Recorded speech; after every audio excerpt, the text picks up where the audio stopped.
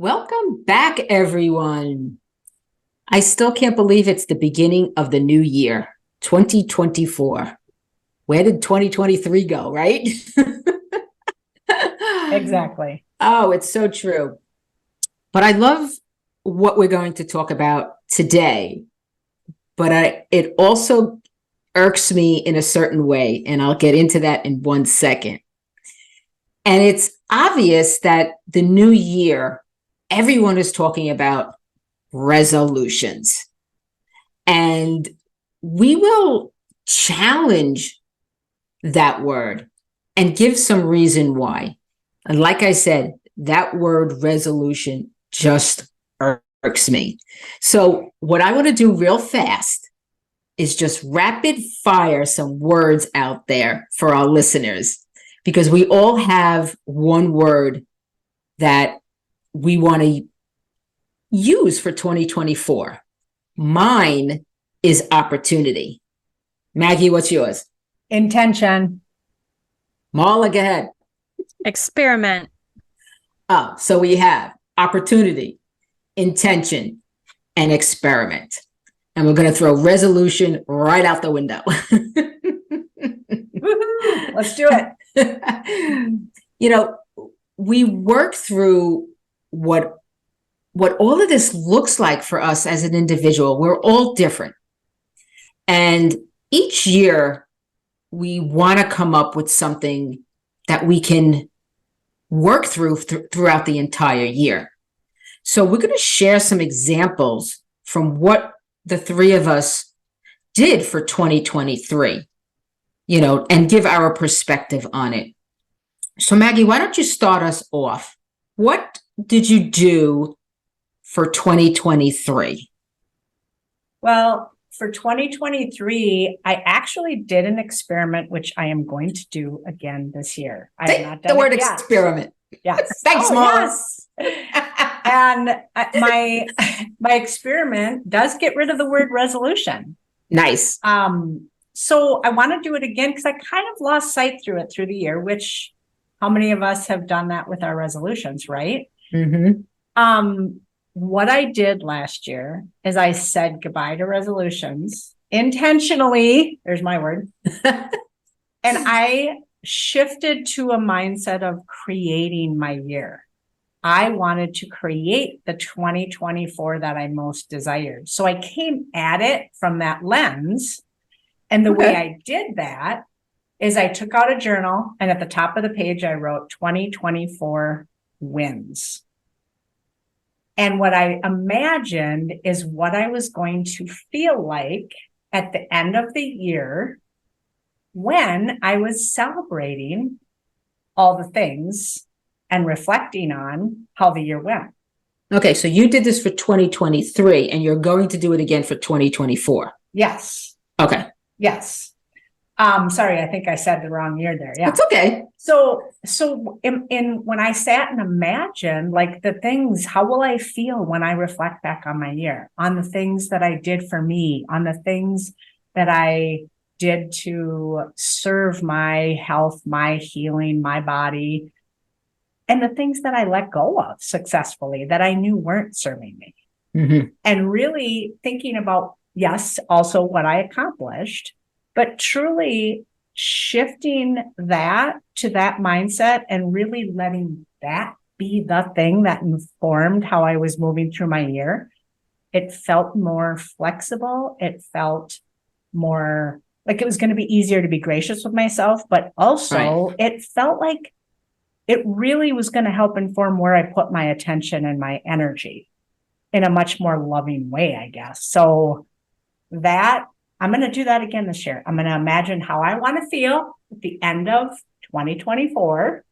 And I am going to let that inform what I focus on this year, what my intentions are for this year. And another thing that I do, I know you also do, Dina, and I believe you've done, Marla, but that is this, the thought of having a word for the year.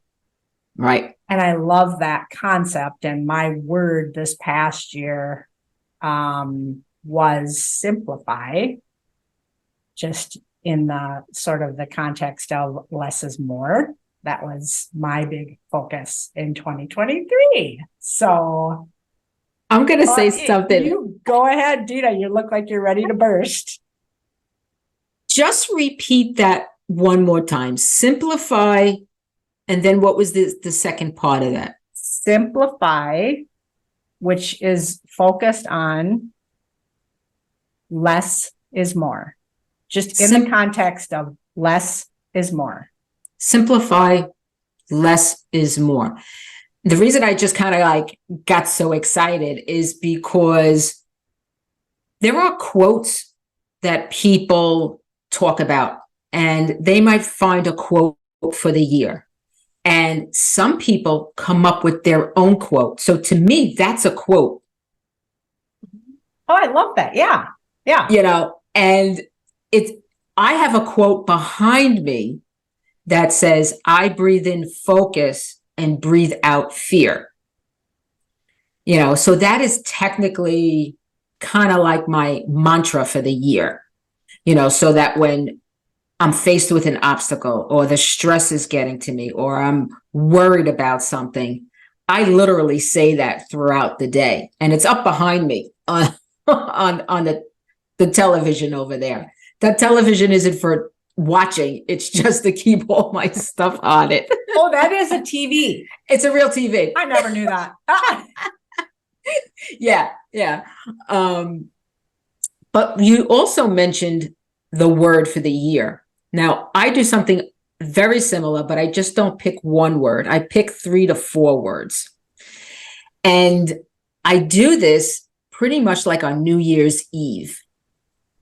I will pick 4 words, and I pick sometimes words that just come to me, but then I pick words in like a word search.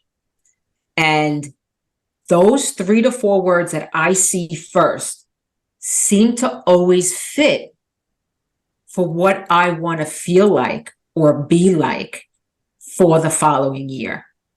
And the 4 words that I picked for 2023 was gratitude, not taking things for granted, being thankful and grateful for what I have.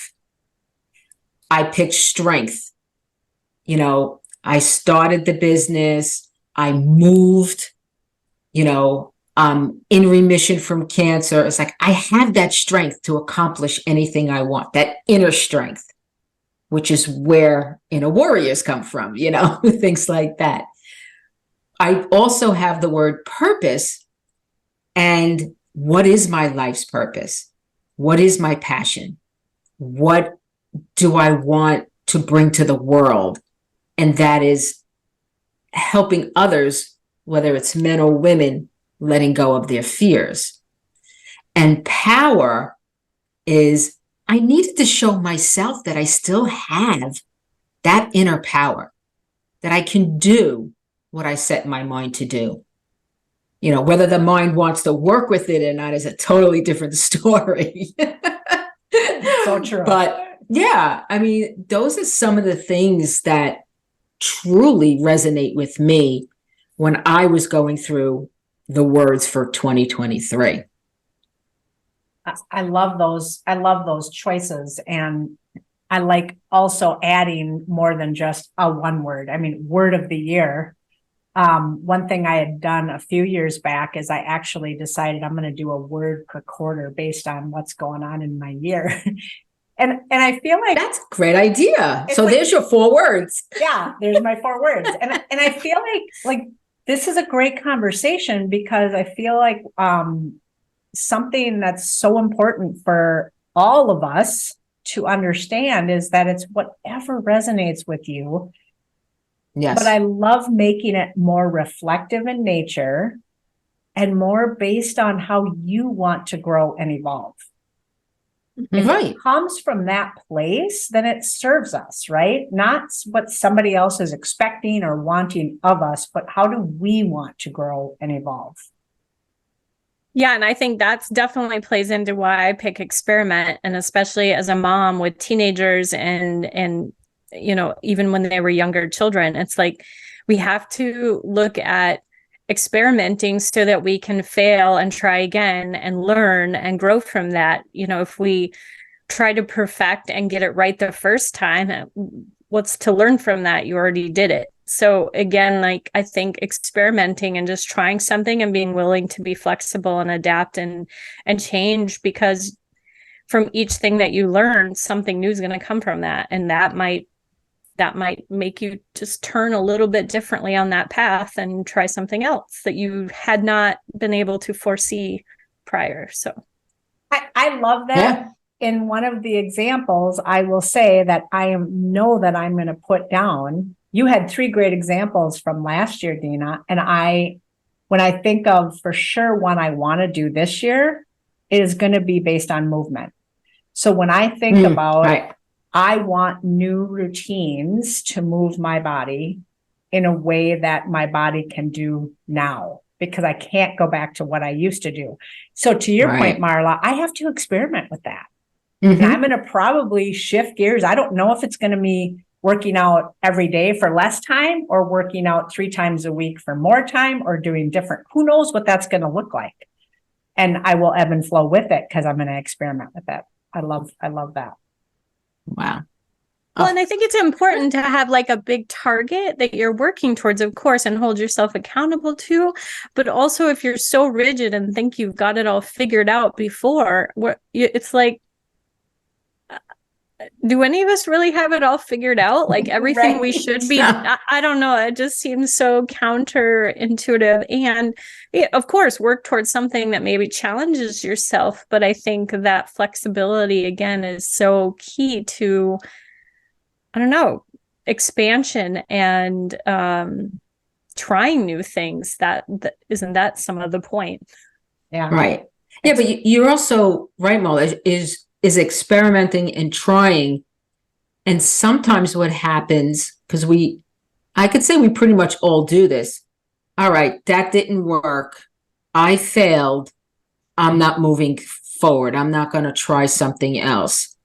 And that's where we can fall into old habits, old patterns, then we're not looking at the opportunity as if we stick with something, it doesn't work. Let's try something new.